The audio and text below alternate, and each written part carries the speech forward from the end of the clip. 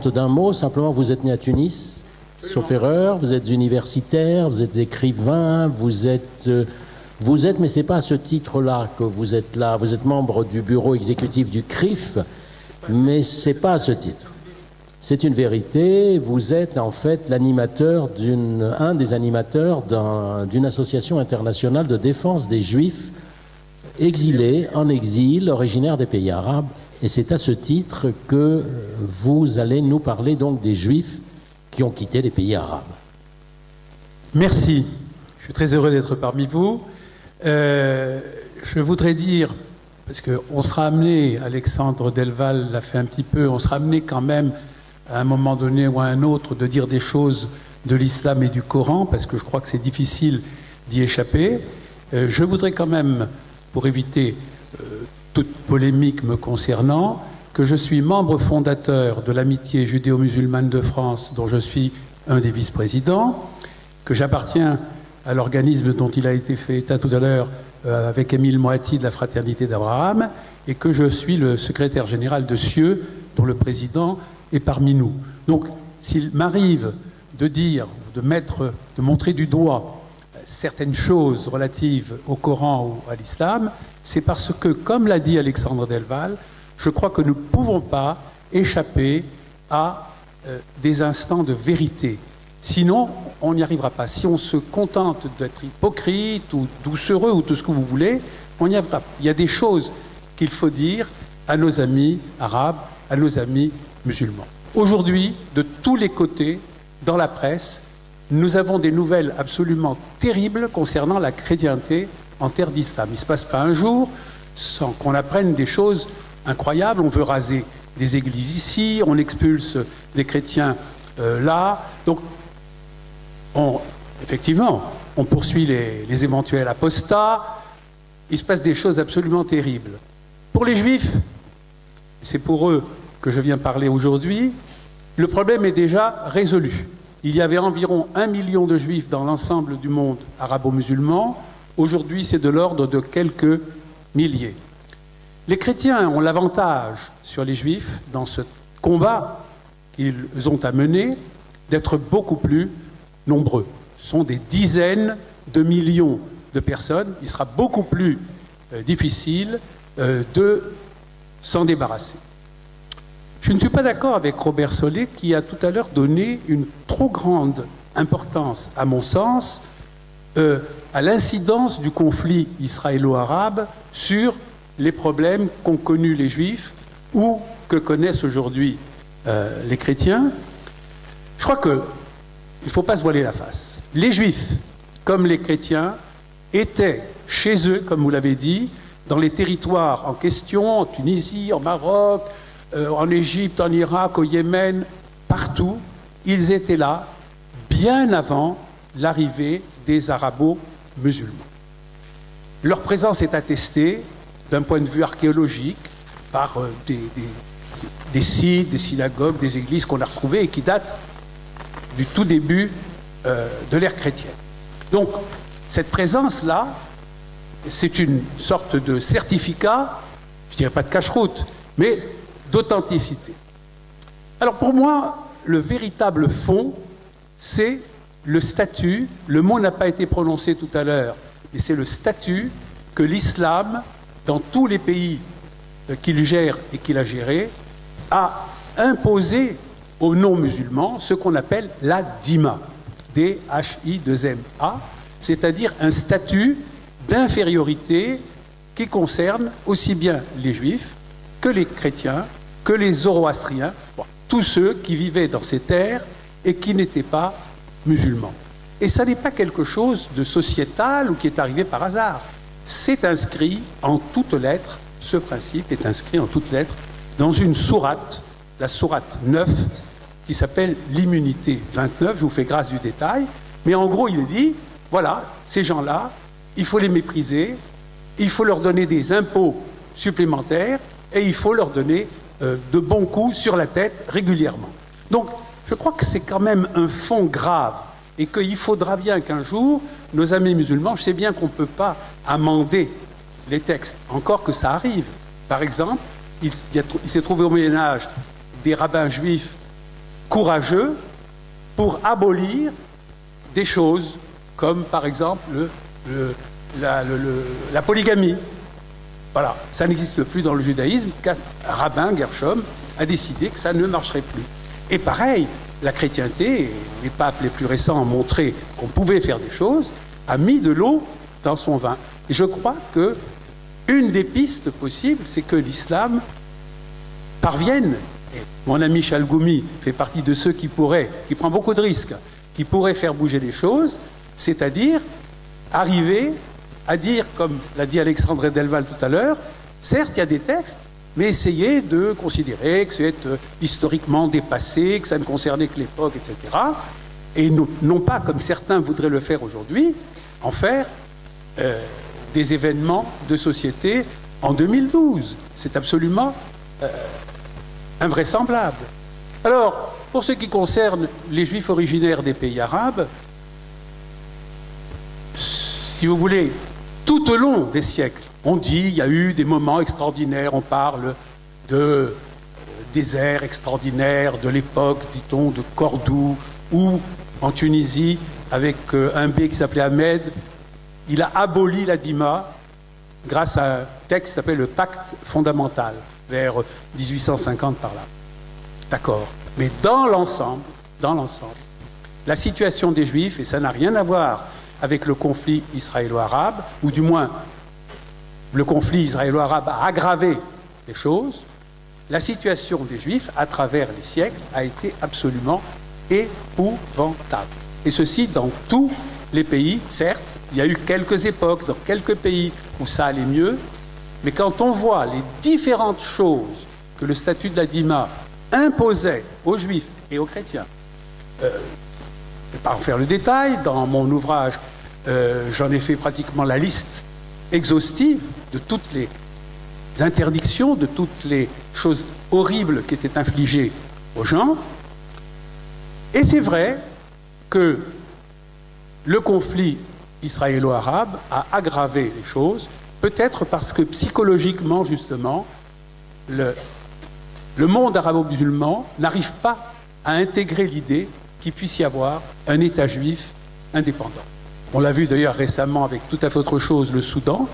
Le fait qu'une partie du Soudan chrétien ait voulu prendre en fait son indépendance a complètement affolé la partie musulmane du pays qui a été obligée de céder, mais c'est un drame à la limite intérieur pour ceux qui ont vu naître un État chrétien, disons en 2011.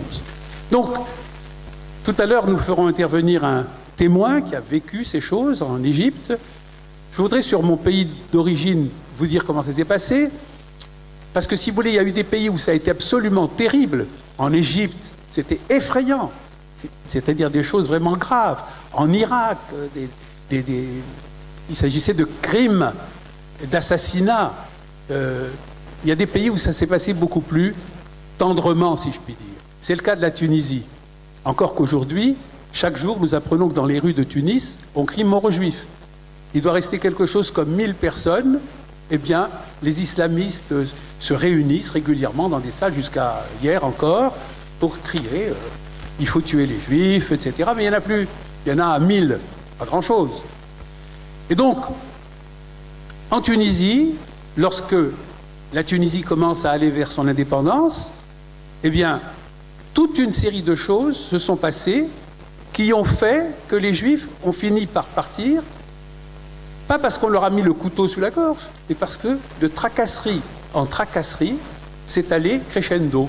Alors, pour vous donner 2 ou 3 petits exemples, on a commencé par, sous des motifs de salubrité publique, raser la plus ancienne synagogue, la grande synagogue de Tunis, que certains n'ont pas connue, qui était dans le quartier juif de la Hara. Elle datait du Moyen-Âge. Pour des motifs de salubrité publique, on l'a rasée. C'est affreux. C'est dommage, un monument tellement ancien. Ensuite, par décret, il a été décidé de dissoudre le tribunal rabbinique. Puis, on a décidé également par un décret, dont je connais le numéro et la date, de dissoudre la communauté juive. C'est-à-dire, c'est comme si aujourd'hui on disait le consistoire est terminé. Le CRIF, pliez bagages, s'il vous plaît. Donc, et puis, on convoque le président de la communauté juive en lui disant, monsieur, il y a un super cimetière en plein centre-ville, c'est très beau, c'est très triste, mais on ne peut pas supporter un cimetière dans le centre-ville. Il faut que vous enleviez tous ces cadavres, toutes ces tombes, et que nous puissions récupérer le terrain. Et le président dit, mais monsieur Bourguiba, j'ai un acte de propriété, on ne veut rien savoir, il faut enlever ça, ça sent mauvais, tout ce que vous voulez, toutes les blagues qu'on peut dire, et on finit par faire un accord en disant, voilà, on vous accorde que vous déterriez toutes les tombes et vous pouvez les transporter en Israël. Le président de la communauté juive était très content. Malheureusement, ça ne s'est pas passé comme ça. On a menti au président et à la communauté. Des tracteurs, des bulldozers sont arrivés, ont tout broyé. Et donc, les tombes de mes ancêtres à Tunis sont là, tous les ossements en morceaux, et on a fait un jardin public au centre de Tunis. Toutes ces choses, et bien d'autres encore, les tracasseries administratives, on ne pouvait pas avoir de licence commerciale, etc., etc., toutes ces choses ont fait que les gens, petit à petit, sont partis. Donc, ont été mis à la rue, petit à petit, et ont rejoint d'autres lieux. Donc, tout ça pour vous dire que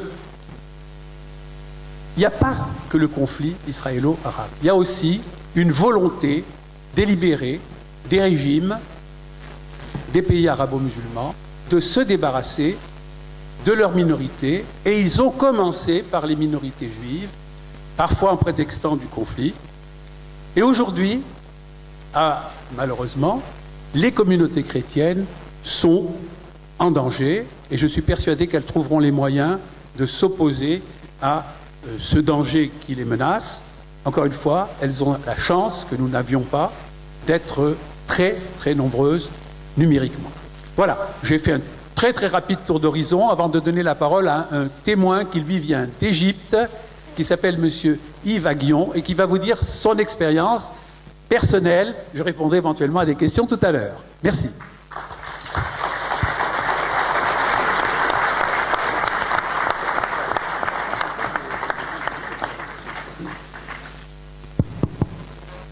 Bonsoir. Je suis né à Alexandrie en janvier 1949. Vous entendez? Un petit peu plus fort, s'il vous plaît. Oui. Alors, voilà. Je suis né à Alexandrie. Je suis un juif d'Égypte, né en 1949. Mon père est décédé en 1952 d'une maladie des reins. Et ma mère s'est remariée en 1957. J'étais apatride, comme mon père et ma mère. Les Juifs, à cette époque-là, n'avaient pas beaucoup la nationalité égyptienne. On ne l'a donnée qu'exceptionnellement. Donc nous étions apatrides. Nous habitions un bon quartier, Sporting, à Alexandrie, près du Sporting Club. Je n'avais pas connu les événements de 1948 et 1956, qui avaient été très durs pour les Juifs d'Égypte. En 1948, je n'étais pas né, forcément. En 1956, j'étais encore jeune. Mais j'ai vécu, par contre, les événements de 1967. Déjà quelques semaines avant la guerre des 6 jours, nous ne pouvions ignorer les bruits de bottes, les slogans anti-israéliens, les chants agressifs d'Oum Kalsoum, les discours guerriers de Nasser. D'ailleurs, dès le 5 juin 1967, au matin, des officiers des renseignements en civil, les Mokhabarat, comme on dit là-bas, sont arrivés chez nous en vitesse et ont signifié à mon beau-père et moi-même de les suivre manu militari à un poste de police d'Alexandrie. Nous ont-ils dit, juste pour une formalité, ce n'était même pas la peine de prendre des affaires puisque nous serions de retour dans peu de temps. Nous avons été au poste de police d'Alexandrie où nous avons répondu à des questions. Nous avons signifié notre identité et on nous a jetés dans un cachot noir, insalubre, sans aucune lumière. Et cela pendant 48 heures. Ensuite, on nous a emmenés dans des paniers à salade grillagés enchaînés 2 à 2, direction le camp d'internement d'Abu Zabal, près du Caire. En route, nous nous sommes fait bousculer, insulter, cracher dessus par une foule en délire qui croyait que nous étions des prisonniers de guerre, alors que nous n'étions que des citoyens égyptiens, bien sûr. Une fois arrivés au camp d'internement, on nous a fait sauter à terre, nous a obligés de nous accroupir pour nous rouer de coups. Ensuite, en même temps, le grand rabbin Nefoussi d'Alexandrie, a même été crucifié à la grille d'entrée et fouetté jusqu'à en perdre connaissance. On nous a fait courir dans une cour jusqu'à épuisement. Bon, j'étais jeune, j'avais 18 ans et demi, je pouvais supporter. Mais il y avait des personnes âgées qui malheureusement avaient beaucoup de mal à suivre. On nous a ensuite affublés d'une tenue de prisonnier en toile de jute, pieds nus, pour nous diriger vers nos cellules. Nous étions en fait 350 juifs, hommes internés, à partir de 17 ans. J'étais donc un des plus jeunes. Avant de regagner nos cellules, certains d'entre nous ont même été contraints de courir autour du camp, pieds nus, en scandant « Je suis un PD, je suis un PD », et à chaque coin se tenait un policier avec un gros ceinturon pour nous cravacher. Nous avons enfin regagné nos cellules, donc 350 répartis en 5 cellules de 70, des cellules conçues pour en contenir environ 30. Donc nous étions entassés, obligés de dormir à même le sol en quinconce. Les traitements ont été très durs.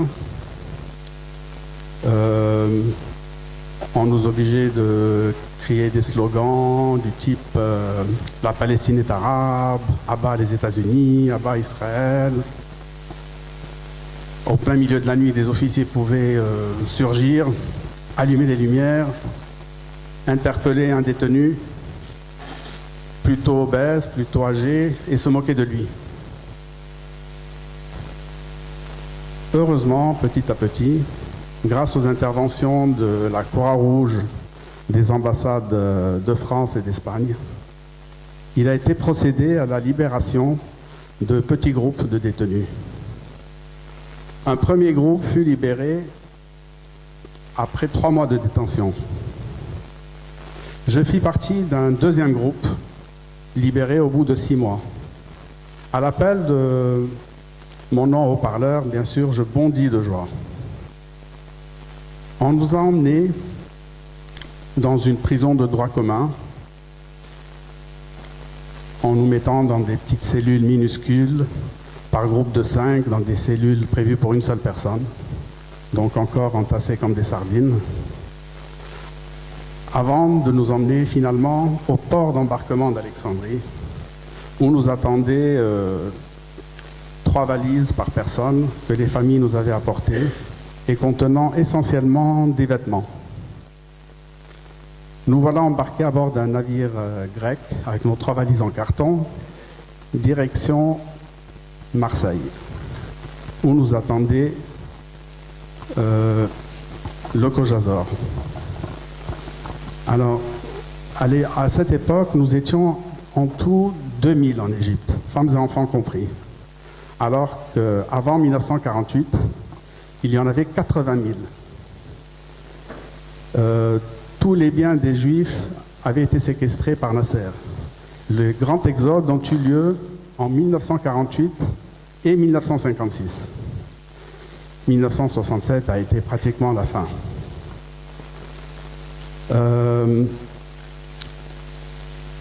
Et maintenant, nous pouvons compter les Juifs d'Égypte sur les doigts des 2 mains, voire d'une seule main. Voilà, merci.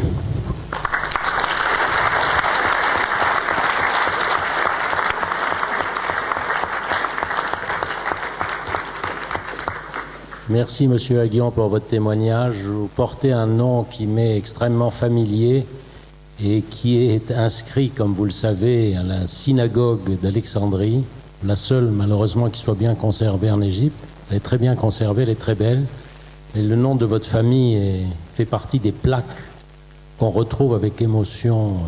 Votre témoignage rejoint, d'ailleurs, tout le monde se souvient de mon ami Berthaud Farhi, a publié dans l'Express en 1967 un témoignage. Bon, il a raconté ce que vous avez raconté. Alors, je ne vais pas me servir de votre témoignage pour débattre avec M. Halali, ce ne serait pas correct, ce ne serait pas bien.